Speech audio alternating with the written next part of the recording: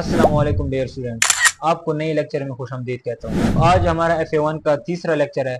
इंशाल्लाह मैं कोशिश कर रहा हूँ कि इसी स्पीड पकड़े हम, क्योंकि अभी स्टार्ट है ना, तो इस वजह से मैं आप लोगों को बेसिक टर्मिनोलॉजीज और इन चीज़ों के बारे में ज़रा टाइम ले रहा हूँ और टाइम लेके मैं आप लोगों को समझा रहा हूँ। क्योंकि मुझे ये है कि मैं ये चाहता हूँ कि आप लोगों को मैं चीज़ें जो है ना, जो बुनियादी चीज़ें हैं ना, जो बेसिक चीज़ें हैं ना, मैं आप लोगों को वो अच्छी तरह से समझाऊँ, ताकि फिर अगर आगे मैं थोड़े सा मतलब कि स्पीड पकड़ूँ, तो एक्सेलरेट करूँ, तो आप लोगों को जो है ना मुश्किल ना हो मेरे साथ चलने में। क्योंकि जब आपको बुनियादी चीजों का पता नहीं होता, तो आप लोग स्किप कर देते हो कि यार ये तो मुझे समझ ही नहीं आ रही, यार ये आगे क्या चल रहा है, आगे तो बहुत मुश्किल हालात हैं। तो मतलब यही इसी वजह से मैं जो है ना आप लोगों को थोड़ा सा मतलब कि बेसिकली स्ट्रॉन्ग कर रहा हूँ, ताकि आप जो है ना फिर अगर आप लोग मैं सीढ़ियों पे आप लोग को चढ़ाऊं, आप लोग के ऊपर एक इमारत खड़ी करूं, तो आप लोग की बुनियाद हिले नहीं, आप लोग की बुनियाद मजबूत हो।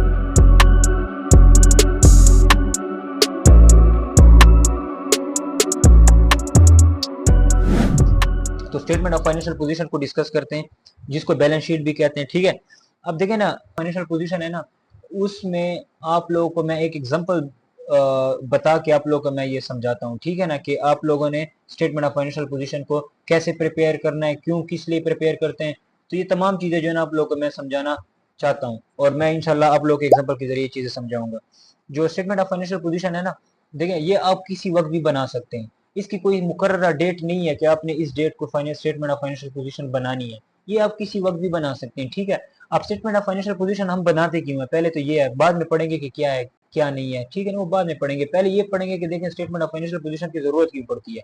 देखें, जैसे हमारी सेहत है ना, सेहत, हमारी सेहत कितनी इंपॉर्टेंट है, बहुत ही इंपॉर्टेंट है ना। इसी तरह किसी कंपनी की सेहत जो है, सॉरी बैलेंस शीट या मतलब स्टेटमेंट ऑफ फाइनेंशियल पोजीशन है। ठीक है ना, जिस तरह हमारी सेहत इंपॉर्टेंट है ना, इसी तरह स्टेटमेंट ऑफ फाइनेंशियल पोजीशन किसी भी कंपनी की सेहत होती है। ठीक है ना, क्योंकि देखिए ना, स्टेटमेंट ऑफ फाइनेंशियल पोजीशन बनाते हम इसलिए हैं ताकि फिर हम जो है ना लोगों को बता सके कि हमारी कंपनी की जो सेहत है ना वो इस कंडीशन में है, दिखा सके कि इस कंडीशन में है। ठीक है ना, क्योंकि क्यों दिखाना क्यों जरूरी है, दिखाना इसलिए जरूरी है क्योंकि अगर आप डेट लेंगे ना, आप कर्जा लेते हैं किसी से, आप किसी से लोन लेने जाएंगे, तो वो सबसे पहले आपको यही कहेगा कि मुझे अपने स्टेटमेंट ऑफ फाइनेंशियल पोजीशन दिखाओ, ताकि मैं देखूं कि आपकी कंपनी की हेल्थ कैसी है। ऐसे ना हो मैं आपको कर्जा दे दूं और कल को आपकी कंपनी लिक्विडेट हो जाए, कल को आपकी कंपनी जो है ना वो बंद हो जाए, कल की आपकी कंपनी जो है ना वो बैंकरप्ट हो जाए, कल की आपकी कंपनी जो है ना वो इस लायक ही ना रहे कि मुझे अपना डेट वापस कर सके, मुझे अपना लोन वापस कर सके। तो इसकी वजह से जो है ना स्टेटमेंट ऑफ फाइनेंशियल पोजीशन बहुत इंपॉर्टेंट समझी जाती है। जनाबी वाला स्टेटमेंट ऑफ फाइनेंशियल पोजीशन आपको जब भी जरूरत महसूस होती है कि मुझे बनानी चाहिए, मुझे अपने बिजनेस की एनालिसिस करनी चाहिए, आप तब बना सकते हैं, कोई आपको नहीं रोकेगा। आपको मुकर्ररा डेट को जरूरत नहीं है कि आप क्वार्टरली बनाएं, आप मंथली बनाएं, आप साल में एक बार बनाएं। जब भी आपकी जरूरत हो आप स्टेटमेंट ऑफ फाइनेंशियल पोजीशन बना के किसी को दे सकते हैं। बल्कि मैं तो आप लोगों को बताऊं कि बाज जो लोन देते हैं, जो बड़े बड़े इदारे हैं जो लोन देते हैं, लोन देने के लिए बने, वो क्या करते हैं, वो अपने अकाउंटेंट्स हायर करते हैं और अपने अकाउंटेंट्स को उस कंपनी में भेजते हैं कि जहां आप खुद इवेल्युएट करें और स्टेटमेंट ऑफ फाइनेंशियल पोजीशन बना के हमें दें, ताकि हम चेक करें, फिर हम इस कंपनी को उसी मुताबिक लोन देंगे। अगर इस देखें, क्योंकि स्टेटमेंट ऑफ फाइनेंशियल पोजीशन में क्या होता है, आपकी लाइबिलिटीज होती है, आपकी एसेट्स होती हैं, आपके जो है ना इक्विटी होती है, किसमें, स्टेटमेंट ऑफ फाइनेंशियल पोजीशन में।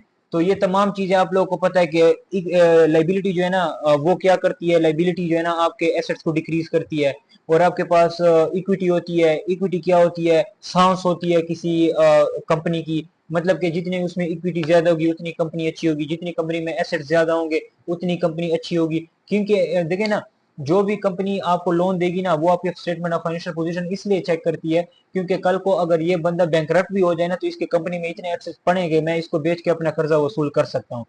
देखिए, अब स्टेटमेंट ऑफ फाइनेंशियल पोजीशन जो है ना, उसमें आपका क्या है, that is statement of asset and liability business compiled at specific date. देखिए ना, ये जो है ना आपके बिजनेस में जो स्टेटमेंट ऑफ फाइनेंशियल पोजीशन को हम बनाते हैं वो एसेट्स और लायबिलिटी से बनाते हैं, इक्विटी भी उसमें ऐड करते हैं, लेकिन स्टेटमेंट ऑफ फाइनेंशियल पोजीशन में एसेट्स और लायबिलिटीज भी होती हैं। It consist of the asset liabilities at capital of the business at that date.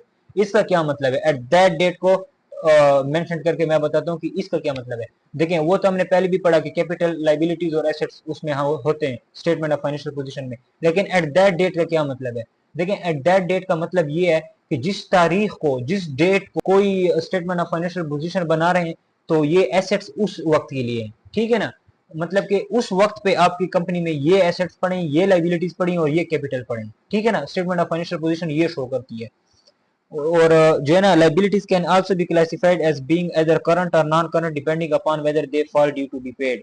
ठीक है ना। अब इसमें ये कहा जा रहा है कि आपके एसेट्स करंट भी हो सकते हैं, नॉन करंट भी हो सकते हैं। और मैंने आपको बताया पहले लेक्चर में करंट और नॉन करंट क्या होता है। अगर आपने मेरा पहला लेक्चर नहीं देखा तो जाके पहला लेक्चर देखें, लिंक आपको डिस्क्रिप्शन में मिल जाएगा, फिर जाके ना आप यही लेक्चर देखें, क्योंकि फिर इस तरह आपको समझ नहीं आएगी कि अब देखें ना आपके पास लाइबिलिटीज भी करंट और नॉन करंट हो सकती हैं स्टेटमेंट ऑफ फाइनेंशियल पोजीशन में। और ये हम किस तरह डिसाइड करते हैं कि ये करंट है और नॉन करंट है, आपको मैंने पहले लेक्चर्स में बता दिया था। तो अगर आपने नहीं देखा तो आप जाके मेरा पहला लेक्चर देखें। बल्कि मैं अभी भी बता देता हूँ कि अगर आपने एक साल में पे करना है तो करंट है, आपने 2-3 सालों में पे करना है, एक साल से ज्यादा के अरसे में पे करना है तो उसको नॉन करंट कहेंगे। देखें स्टेटमेंट ऑफ फाइनेंशियल पोजीशन में मैंने आप लोगों को एक चीज बताई थी, अकाउंटिंग इक्वेशन। वो अकाउंटिंग इक्वेशन कैसी यूज होगी, देखें अब आप लोगों को नजर आ रहा होगा कि आप लोगों को यहाँ पे नजर आ रहा होगा कि आप लोगों की जो फाइनेंशियल पोजीशन है वो किस शेप की होती है।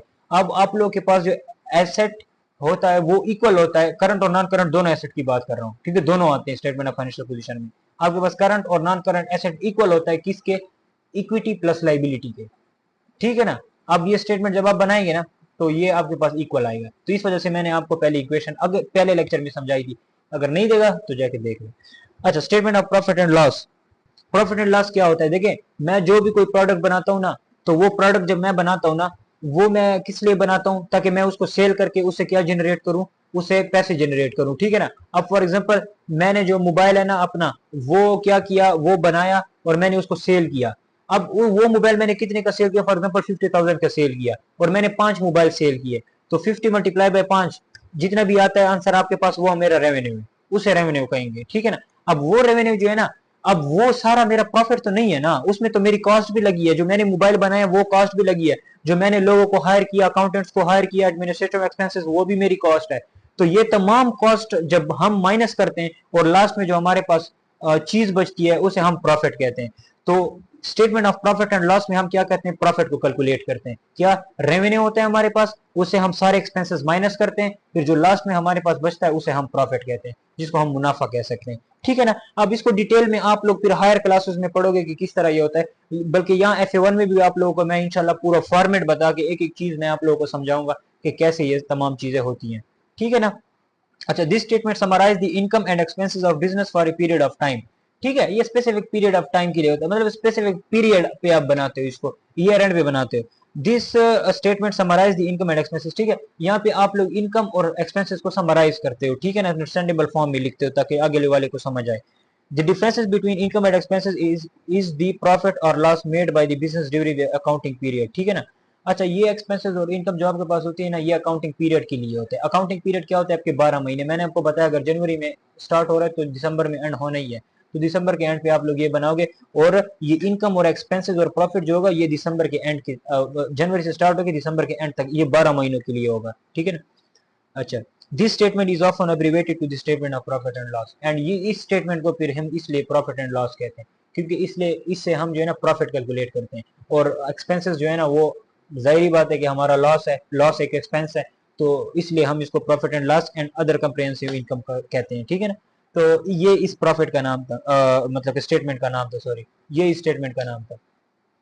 तो ये हमारे पास स्टेटमेंट ऑफ फाइनेंशियल पोजीशन और statement of profit and loss. तो सिंपली अगर मैं बताऊं ना, लास्ट में आप लोगों को मैं सारी चीजें रिकॉल करके बताऊं ना, तो स्टेटमेंट ऑफ फाइनेंशियल पोजीशन जो होती है वो कंपनी की हेल्थ होती है।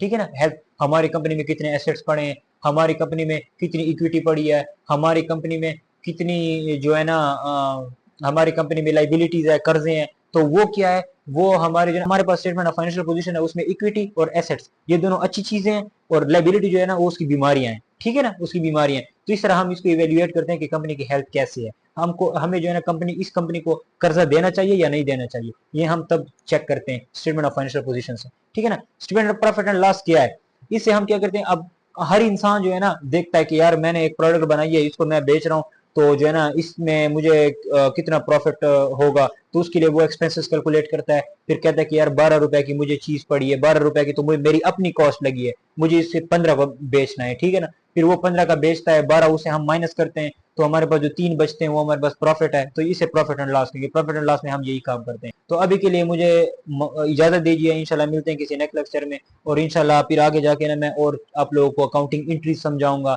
तो इंशाल्लाह फिर बाकी चीजें डिस्कस करेंगे।